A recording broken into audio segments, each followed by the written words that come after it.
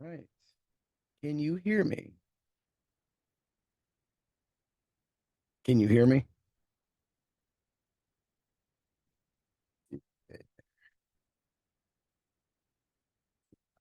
Background working. Okay, my background's working. Let's start. Hello. Can you see me? I can see you. How are you doing today? I'm awake. I like that's the best thing we can do. Well, it's already started recording, so we're just gonna get ready into it because it just opened up recording. So, Well, yo, everybody, this is Heat Override, and I'm ready to bring the pain for you this week. I have a special guest this week. This is Martyrus. Introduce yourself.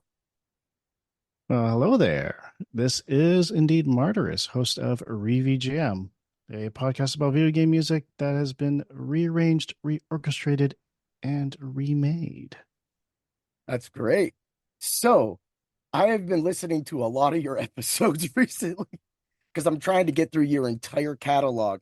And I've got to start off first thing first, the way you do your episodes, the way you gear it towards one thing, and then you're able Hmm. to find the songs. It's just so different and it fits every time. How did you come about making that format? Ooh, wow. Do you want the long story or the short? Whatever you need, whatever you need.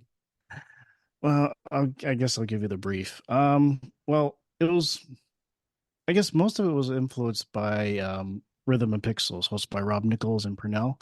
Hmm. They did a certain section of the episode, well, towards the end of it, where they did the bonus route and where they did the covers and remixes and arrangements of video game music.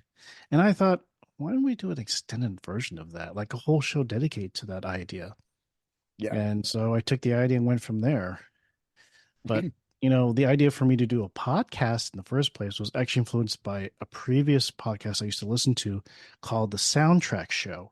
It's hosted by W. Collins, who actually works for Star Wars.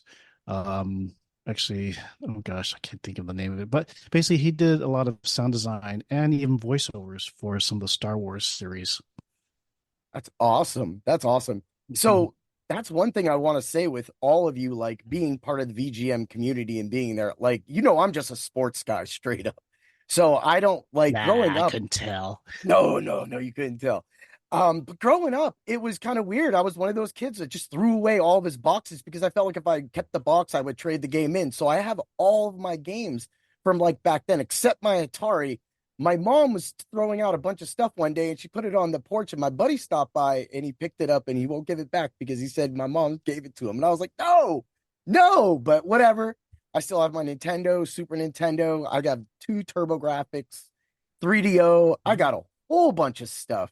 So that was Oh. kind of the first thing I was in. Yeah. Did you ever play a TurboGrafx 16 or 3DO? I'm sad to say I've played neither of those. So Hey, I've only been singularly playing with Nintendo, which, well, actually, I played Atari first off, the 2600, a bit of the 7200, and then let's see, after the great ET craze or lack yeah. thereof, say to speak, um, there was a Nintendo starting off with the Nintendo Entertainment System.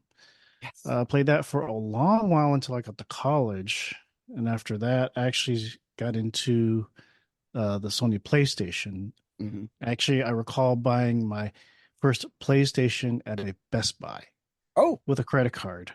because you were like, hey, I'm of age now. I got a credit card. Let me try to get this thing. I Oh did a yeah. lay I did a layaway for my Nintendo 64. So it was just sitting there, but I had put away all the games with it. So of course, I had what was it, Rogue Squadron, which that was an amazing game when that came Hmm. out. Woo! The Oh first yeah. time that you heard the Imperial March in that game, I think it was the fourth Hmm. stage. It was like one of the most like immaculate point. But that's one thing I wanted to talk about because everybody's love for VGM all starts somewhere. And I know that you have said this a few times on your podcast. Where did it start for you? I know that you said a game that I'm unfamiliar with was one of your first influences, but I guess pop in there and go into a little bit of Nintendo talk with that. Oh boy, you have to make me remember what I said. Well, let's see. Oh gosh. Well, of course, I mean, start off with the Atari, playing all these video games and such. But what really got me into the music, I guess I would have to say, was in the Final Fantasy series. Yeah. And pretty much, I guess what woke up that was, let's see, it was Final Fantasy 6, which here in Mhm. the United States, I believe is Final Fantasy 3. Got the Yep. So numbering. strange. Listening to the opening sequence, Yeah. Omen, composed by Nobuo Uematsu. Yeah. It was Dude. amazing. It was jaw dropping, and it really caught my attention. Mhm. And oddly enough, I have to say, and I'm going to say this now, Yeah. sorry, Star Wars fans, but I think Nobuo Uematsu was definitely influenced by John Williams. Oh, yeah. That's what it. I'll agree with that. I'll agree with that. I'm a huge Star Wars guy. I know we may have never Mhm. really talked about it. I've actually read a lot of the books. I read the Fate series all through. Abeloth is like one of my favorite characters. She was so villainous and everything. But so if you explored any of those, and I'm a huge Anne Rice fan. So I've read the Vampire Chronicles and the Witching Chronicles as well too. So that's kind of where it goes. My favorite comic book growing up was Hellblazer. So it was exactly about the same way that music it took me. And one of the first games, it was for the Atari 2600. It was like a star flying game, but it used the pad, and it had a Mhm. likeness to a Journey song. Can't remember offhand. I Right. want to think it was one of the songs, and I thought that was Mhm. pretty cool. And then kind of going forward with Nintendo, everybody always got the iconic Mario and Zelda, but for me, when you brought up Final Fantasy, you were correct. Like, I had to coax my guy into letting me use this game, and he was like, "I'll give it to Oh, you dang. one day." And I had already played Dragon Warrior, and he was like, "You don't like these games?" I was like, "I'll beat it," because I was like one of the cockier gamers back then. Uh-huh. And I ran my mouth. I beat this game because I found the Peninsula of Power, and I was able to level up, get everything and just walk it from there. But you had Oh, brought yeah. that up in the love for the music. Was there any other Nintendo games that influenced you? Well, next, of course, would have to be Chrono Trigger. Oof. No, oh God, great story. Wonderful characters. Um, the graphics were awesome, and a soundtrack that's just to die for. Oh, you bring it up. So when I talk about Final Fantasy, we'll just call it Final Fantasy 6, Chrono Trigger, and Secret of Mana, to be blessed with three of those games right in that small time period was, I don't think people realize how special that was for a lot of people. Oh, it is indeed.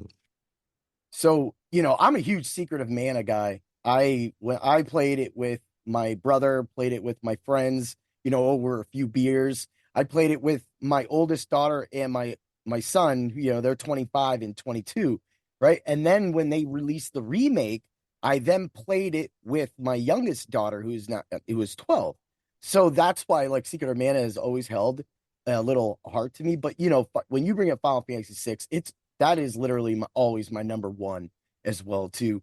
And one of my favorite characters was Cyan. The music, his beat, and it was so like Western sounding, but that's what he kind of was because he was that samurai, and I loved his sword tech. So I was sitting there and I devised a way to with the game to get the haste on. So every time you get the level, you get the haste, and I figured around you cap that haste around 50, and your bars just fill up like this, and you're just slower checking. It is insane. But one of my favorite songs from that game was Blackjack. You know, getting the airship in Final Fantasy One was epic, but the first time you controlled the Blackjack in Final Fantasy Six, tell me you just didn't fly for hours. Oh, oh man, yeah, it was quite an experience to say. It's like, oh, I can fly in a ship. This is awesome. Mode 7, it was like, whoa. Oh yeah, the Mode 7, yes, that was impressive for its time. Oh my gosh. Yeah, I mean, I going over like, so like Axley used a little bit of that in, well, that was a really good, I thought that was a great game. One of my favorite games in my top five shooter games of all time, up there with some turbo games. And that's kind of where gaming did. But when you go and you think about the NES, you think about Jungle Stage 1, Metal Gear 2, Snake's Revenge. How do you start a game better, almost better than that? And the progressiveness, the beats, that off symbol in the background, it's like it always caught my mind. Oh yes, definitely impressive. So any songs from that era that might get, because you I was listening to one of your questions today and you interviewed somebody and he said what I always find, I'm not quoting this quote for quote, what I always find is what can you do with as little as possible? Well, before I get this cat out of here, sorry about that. That's okay, it happens. I've had some wild stuff happen on some of my podcasts. Oh yeah. So, oh God, what was the question again? I was talking about Jungle Stage 1 and what music around that time could would equate to that. What hit it off for you with maybe some of the 8-bit game? Because the question was when you asked the person, his response to you was, I want to see how much, what can you do with as much as possible, with as little ability as possible, is practically kind of word for word what he said, what he was Oh getting at. yeah. I mean, considering the hardware at the time, you had to make every line of code count for that, especially for that track. I mean, it's impressive what these composers back then were able to do with a chip, and then some. I mean, one Yeah. example comes to mind is Yuzo Koshiro, of course. He did a lot of things with the chip, and then even beyond. Oh, yeah. It's impressive. Well, I mean, that's the one thing that comes to mind. Yeah. See, and that's where it all kind of starts. So, taking that chip, that's why like so when I talk about the TurboGrafx 16, the turbo used a lot of like upbeats for that. So, one of my favorite songs that I played was Blazing Lasers, which is I'm thinking is probably my favorite shooter of all time. They had one for the Super Nintendo called Space Megaforce. They added a couple more weapons, but the original Blazing Lasers and just the beats and how Area 4 was able to do it. And then like Area 9, how the beat in Area 9 is just completely 100% blitzkrieg because you have to fight every single boss in the entire game until you get to the last fight. It's insane. It's like when games were just so hard, you would just sit there and just work and work and work, and that music would get entwined in your head. Oh gosh, speaking of games that make you work, you just brought up PTSD with Ninja Gaiden for the NES. Woo! Oh, you got it. That right there, Tecmo at that time had just the beats, but that, oh man, that last board was insane. What was your favorite stage? Did you love? Oh gosh, would you believe the last stage? Oh yeah, yeah. Because That's once that. I finally beat the last boss, like, oh god, I'm so done. Yes, I have beaten that game too a few times, and then sometimes it just feels like you have to really get back into that mode to really get into that, and you're like, do I want to practice this for the next 2 hours? Maybe I don't know. That's where I I took mean, it. yeah, I mean, there was one particular boss. I just can't remember when. I can't believe I played it so many times. I get killed, and I think it was the closest. I think it was one of my first experiences of rage quit. Oh, I mean, just banging the oh, control down, just not screaming at the screen, and I think yeah. after maybe the 15th time, I said I finally beat the boss. Like, ah, man, I Oh, can't believe I did that. yeah, I had similar experiences, and for some reason games just show up sometimes. So one of those kind of moments, and my buddy was there to witness this because he was getting pretty angry too, was Killer Instinct. For some reason, Idol would not just stop combo breaking everything. We would hit him once and he would just cook a combo breaker. And we were getting so angry. And we were at him for like 2 hours. And I'm like, come on. Like neither one of us could beat this dude. And another time was Diablo. So Diablo 2 one time when they were still kind of making up the thing. So of course you can see I'm probably a huge Diablo fan as well. I couldn't beat And I can't Diablo on tell. dude. I love the new one too, but wait, I couldn't beat him. I couldn't beat Diablo. He kept kicking my butt. I sold everything, and then finally, I found where there was a combat shrine here, and I hit it, warped, went in, popped, and I started fighting him with that. And I still had to keep buying and wearing him down, and then I killed him. That was like one of the hardest times I've ever had to fight Diablo in Diablo 2. It just made no sense, but yeah, rage quit. I was pretty pissed. Oh yeah, but tell me something. Yes, Once you finally beat that boss or got over the hump, yeah. don't you just feel just satisfied in the end? It's like after all that frustration, all that anger, Yes. Everything else that just raised your blood pressure, made your veins pop, Yeah. you just have a big sigh of relief, like, oh, I did it. And to actually have the street creds to say, yeah, I beat that boss. Yup. That's like Battletoads. Battletoads. I beat both of them for the Nintendo and the Super Nintendo. And I was Oh just God, like, no, don't bring that up again. I can't get past the turbo tunnel. I just couldn't. oh, I almost had the rhythm down, but I just couldn't keep up.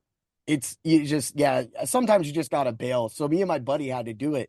And you get to the last level before fighting the Dark Queen, and you practically start leaving each other behind. So then when we got there, I had to pick him up like a slam, pick him up and make the jumps myself. But I had to be precise because it hacked your, jump because you were carrying somebody. So you just had to get up, and then I would get to the next level where you had to fight some rats or whatever, throw them, beat some stuff up, carried him all the way up, and that's how I was able to beat it with him. But it was so hard. We had to take the warps. So I had played through a single player, memorized all the warps, of course, and then me and him just kind of got it together because he was like in gaming sense, and I don't know if you've ever had this, but in gaming sense, he was like the one dude that was actually like connected with me that I didn't have to say anything to. I had my other buddy that I trained, and like he was like, okay, he understood what I was doing. I never had to mention anything to my buddy Dewan. Like we could beat Contra 3 Alien Wars on hard mode without a game genie. And our friends literally called us out during a party one time and we just beat it right in front of everybody. Just watched it. It happened. That's what you got laid a gauntlet down. Like I said, you get street creds. Yeah. So do you have a question for me? Because I know you have some questions that you like to ask. So I was like, you know what? I know he might want to open something up for himself as well. Well, have you ever thought about doing a podcast on video game music? I do have a top 50 where I do play some of the music. So what I want to do in the future is I want to do like tops lists. So when I brought up the shooters tonight, Axley, and then Blazing Lasers, I was thinking about doing five of those five songs with that, and then going that route because it's kind of all fun. Ah, I see. I see. So And I get the feeling that you also bring the pain when you're playing video games, right? yeah, me and my friends, you could tell we were betting on Tecmo Super Bowl and then regular Tecmo Bowl. So we were highly competitive as friends, as well as the guy that I was talking about. He was the guy that me and him was sitting there just dollar, dollar, dollar, passing dollars all night long, just playing Madden, in 1994. And then that got boring, and we started playing soccer. So we played FIFA 94, and then we got into hockey, NHL 94. So it was kind of a whole thing, and it opened us up actually to the soccer genre because, that was a different kind of music experience for me as well because, that was more like, when it got more around the 2001s, you got into Moby and, artists like that. So, Interesting. Okay. Now, since you're letting me ask questions, mhm, let me go to my typical three questions if you've actually been listening to my episodes. yeah, Are there any particular video games from which you enjoy the music? yes. Oh, you want my Like, games? It's definitely like, fun. It's Final Fantasy VI. You're gonna look at Mega Man. I'm gonna bring up ActRaiser, the original oh, ActRaiser. When um, when you get into that again, I'm kind of like I said when I talked about Cyan. I'm like that. I played D&D, Dungeons and Dragons, growing up. I even wrote. I've been writing and I was rewriting my own Dungeons and Dragons game that I was coming off of. It has its own thing, just a whole rolling system and everything because I've always been enthralled by the medieval times, medieval fantasy, dragons, and things like that. So when I get into games like that, that's it. So the ActRaiser music, and that's why, of course, science music having the heavy kettle drums, if you say if those were kettle drums, influences me 100. And then, of course, Mega Man 2. Mega Man 2 is just, when I first started it off, so when, a lot of people always just go, Wily Stage 1. Yeah, that was like when I first heard that song, like everybody else in this entire world, your mindgasm went off. It was a boom. And, and so, but really, another thing was when music started talking to me was the Bubble Band stage. So when it starts out, it goes do do do do do do do do do do do do. I heard blue, red, and cheese, and then I said it to my friends, and my friends listened to that stage, And then they're like, dude, we can't get it out of our head. It was just something that was really in me. So those soundtracks I really did enjoy. But I will say, as of recent, it's been Elden Ring. Elden Ring's soundtrack is beautiful. The suspense and the music when you're fighting the bosses. That's why when I brought it up to you the other day, I just like it's a hard game. Don't get me wrong. Talk about Oh rage yeah. quit. You know, there's videos. So that game's music though, just the climatic points of some of those music, like when you first fight the fire giant, the gong of the bell that whatever they're doing. My dogs Right. thought my doorbell was going off, but it was just like because I play in surround system. So I mean, quick fact, when I was growing up, I've always had my Nintendo systems hooked up to some kind of a system. And it had always so I've always had bass and loudness to all my video games. That's how I know it.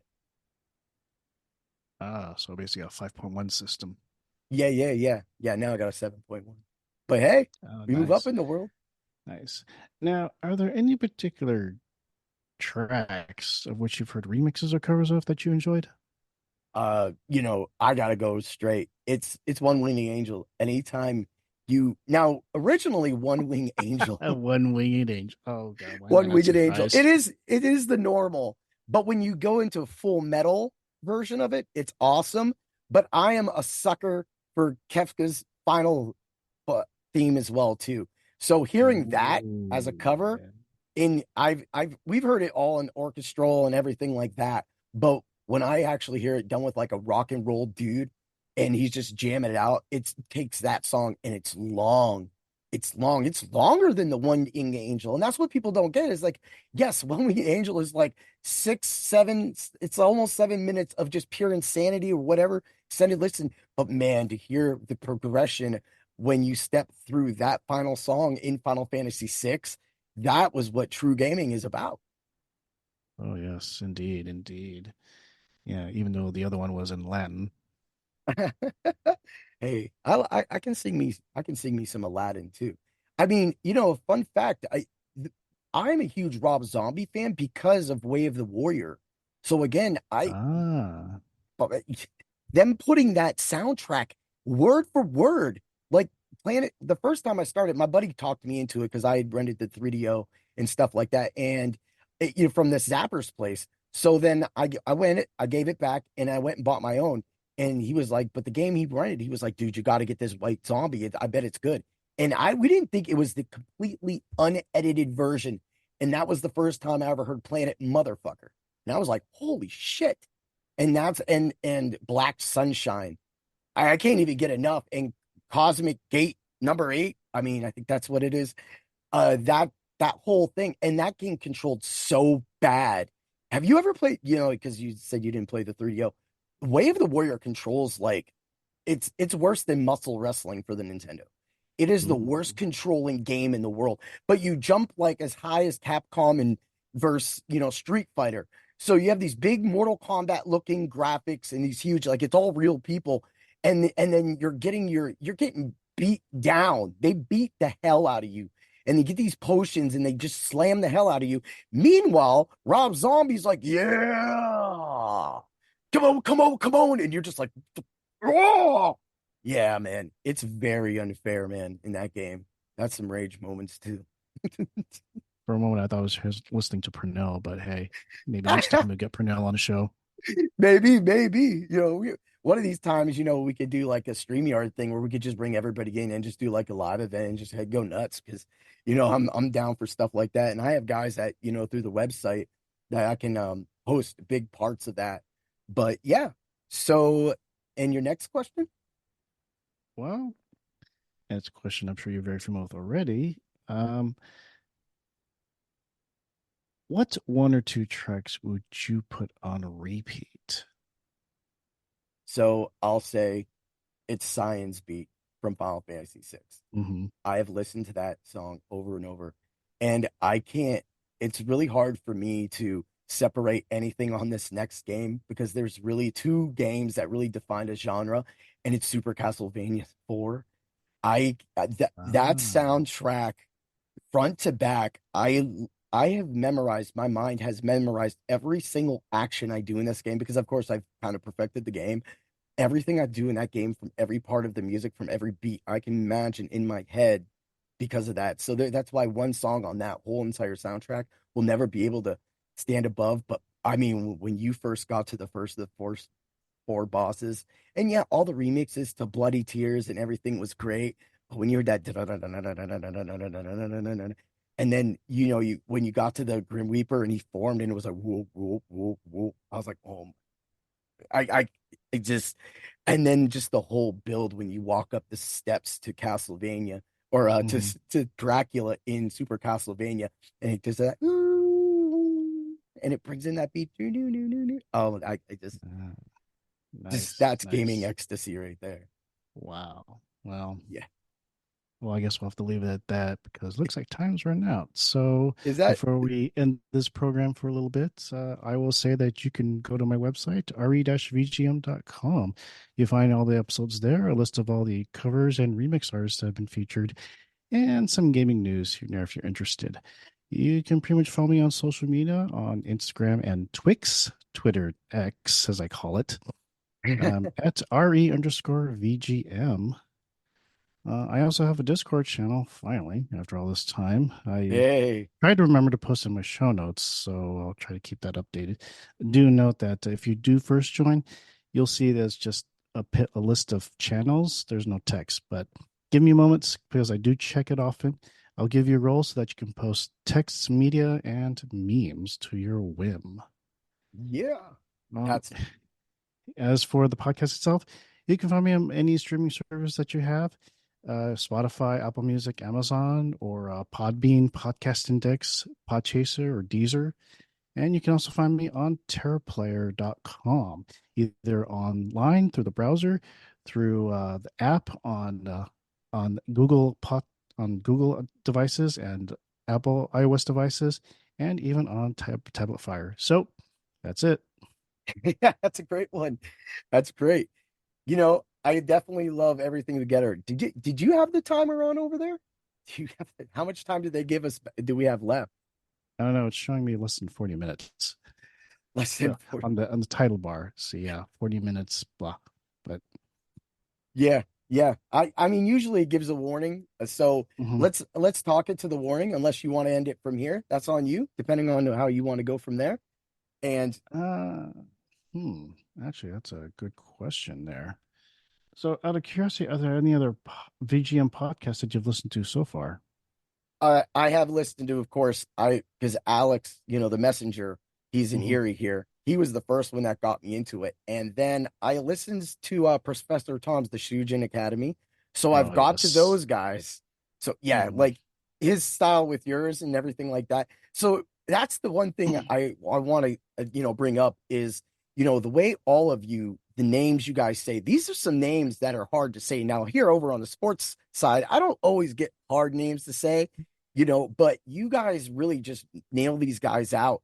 And to me, that is true. That's a true work in its art.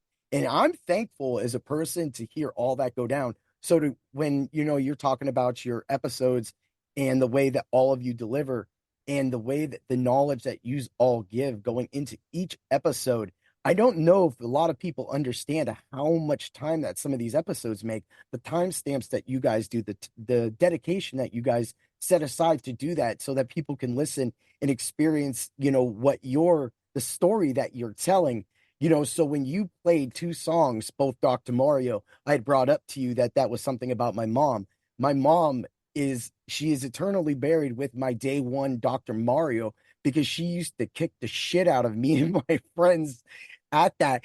And my buddy and me, we were trying to figure out what the hell she was doing. And we looked and I was like, hey, he goes, she doesn't attack just from the front and the sides. She attacks from underneath. She attacked from everything. So she was like a freaking monster at Dr. Mario. and she even played Super Metroid. She loved playing that game, but she really, really, really laid it down. And she, to me, that's why when she passed, I had peace. It was one of those dumb luck moments that she had to have like an emergency surgery, and she went in, and so I was able to say hello, goodbye, kiss her. She said she loved me, And so when giving her that game, it wasn't letting go of like everything because I do have Tetris and Dr. Mario for my Super NES, but Hmm. at the same time, I have I also have that passion for gaming as well too. All Hmm. right. So you can find me Yes. at anywhere, bring the pain, Dr. Roto for everybody. Actually it says we got 10 minutes left. So Oh yeah. so it's on you. You ready to So go? Let's go. well, let's go with what. Well, let's see. So you listen to that. Have you listened to Rhythm Pixels yet? I have not listened to that yet, but Well, I you're hear in you for a mentioning feast. it. Oh yeah. I mean, they are one of the influences there. And actually, what really kicked me off was VG Emporium, hosted by Rage Cage. Okay. Because so Okay. technically, in a sense, we're podcast brothers because he started a month earlier. Oh, And oh, actually, come to think of it, my 2 year anniversary is coming up. So, oh. Now that's awesome. Yeah, and that really just shows how much, again, going back to the dedication, because you keep all of your episodes right around there. If you go about to an hour, you go to an hour. But if you want to flip it back and you want to go back and just keep it short and simple, that's what you do. You keep it like that. And when you brought up Rage Cage and everybody sharing their episodes in there, I also like the fact that, with those in those rooms that people share all different sorts of music, and then of course the art as well too. Carly's oh, art. dude. It, it's interesting watching all these podcasters, how they process and produce their podcasts. I mean, Rage Cage, I'm just amazed at all the art he's able to do with his. Of course, was VGM, XVGM Radio also, they do some art as well. Hmm. Rhythm Pixels, yeah, their thumbnails impressive as well. And I have to admit, I'm not actually a great artist myself, so it's just like, okay, find a picture, can I paste my transparent logo, boom, there, it's done. It is. But for what I lack, at least the best trait I have is that I have a passion for this video game music and for video games as well. So at least I have something to share. That's right. You know, Rage Cage. He definitely has quite a head on chips and chip tune music, and that's impressive. So at Hmm. least I know I can go to him, say, "Hey, I heard this track. What do you think about it? Or what's the chip going on?" Or I can send him tracks his way, say, "Hey, I heard this. You might Yeah. like this." You know, Yeah, the collaborations that every Mhm. that it, having that likeness, that love for the video games, the connection through the video games, but ultimately the video game music, because again, a lot of people don't really pay too much attention to the video game music, or sometimes they just let it go by. But then they let music, like like I'm a huge, so I'm a fan of DJ Magic Mike, and he was a big part of that, like right there around that Final Fantasy age, where the sound that I was listening to my video games and then the sound of the music was evolving because he was evolving. That's when one of my favorite albums of all time came out, was Final Frontier. And it just was mind setting at that time. So it was like one of the best years of just not only my life, but of my friend's life. The Madden, like I said, that whole Madden 94 era, the 93, 94 years.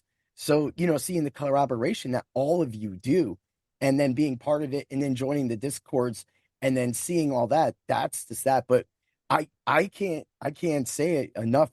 Credit goes to all of you, and especially yourself too, for how much you put into your episodes and how you cleverly put them together. Because the one I just I and you well, I mean, I have to be honest because when I was trying to figure out how this, I was like, how am I going to do this? Because yeah, of course, every podcast they have a topic, they have an interest, or maybe a game they want to talk about. Okay, cool.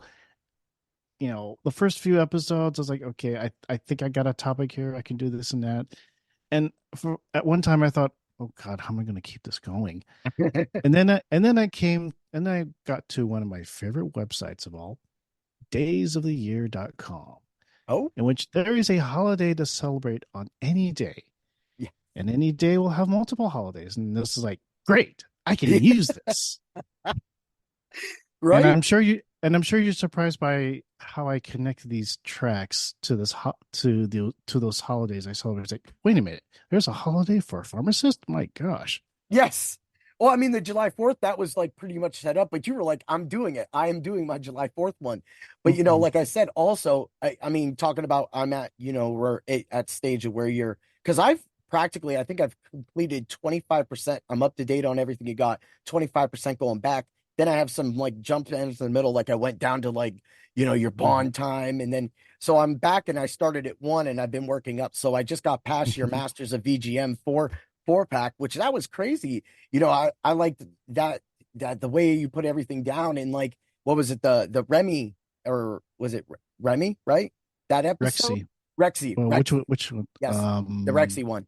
The Oh, one of when she was the master of the VGM, right? oh, actually, well, gosh, actually, Rexy, that was recent. She's actually part of the special episode of On Stage now. Yes, yes, Those are that's it. due on a monthly basis. Yeah, Masters of VGM is a whole different. That's Yeah, actually, yeah, that's it. I got it because I'm listening yeah. to so many ones. So that was in. God.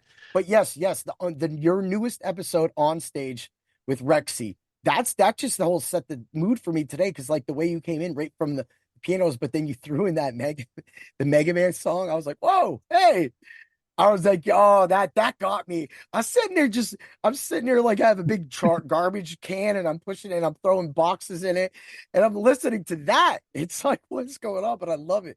It just gives me like, it starts the day, honestly. And that's how it works. So it's like when I see something new go through, it's like, all right, hit the new stuff, back to the catalog. And like I said, you have a lot of 30, 40 minutes episodes. So there's times I'm just in a room so I load it all up, I pop it, and then I just let it go. And 2 hours later, cleaning a sink or just switching out a dishwasher or scraping out an oven, I'm sitting here listening to your episode, keep my mind calm, and I'm just in another zone, Hmm. doing my job, getting paid to listen. Um, oh yeah. Yeah. I mean, I know I look like it, but honestly, I'm not much of a talker. Maybe it's with something that's very interesting to me, like video game music. Yeah, I'll probably start firing off left and right here and there, but I'm generally a quiet person. I could, I know I I don't look like it, but could, I don't talk much.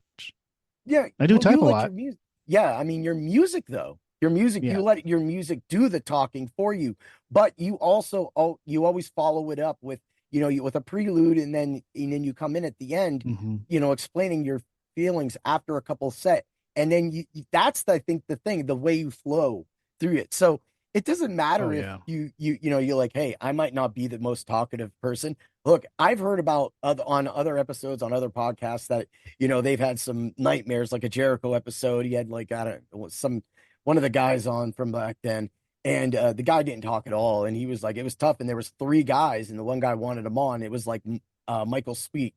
That's what Hmm. it was. Michael. It was the Michael Sweet episode, and it was George Lynch. George Lynch wouldn't answer anything, and Sweet was like getting annoyed with him during the episode, like, "Why won't you talk, man?" And no, you. I didn't know you didn't talk because guess what? You talked a lot, and you're about to get a voice transcript of this, to use for everything. Like I said it to everything, but man, we're looking at the final 2 minutes here. I want to Mm. thank you Oh, for 2 minute coming on. warning. Yeah, yeah. I want to thank you for coming on Bring the Pain. And anytime you want to do this again for your podcast or any ideas that you might want for an upcoming one, maybe some TurboGrafx 16 music ideas or something like that, the door is always open, my friend. You are definitely an awesome dude. And once I Uh, complete your catalog, I will continue to listen to every one of your episodes. Thank Ooh, you. well, that is very much appreciated. Though, did you miss that New Year's episode that I posted last time? I mean, I did put a little bit of a TG16 in there. Ah, yes, I did. I did catch that. You know, it just to me, it's. I'm waiting to see what you find because you dig things up from like where I wouldn't even think to look. Like you'll go and you'll be like, hey, I found the stage four to Blazing Lasers, but I found it in not an electronic way. You're gonna do it in a piano way, and it makes it a whole Mm-hmm. different song. So Mm-hmm. thank you. Oh, you are very much welcome, man, and very much appreciated. All right. Well, you have a great day. And always remember to bring the pain while you listen to all the VGM music in the world while you re VGM. Check out Martyrus on his platforms that he mentioned earlier. Everybody else, have a great day. Peace.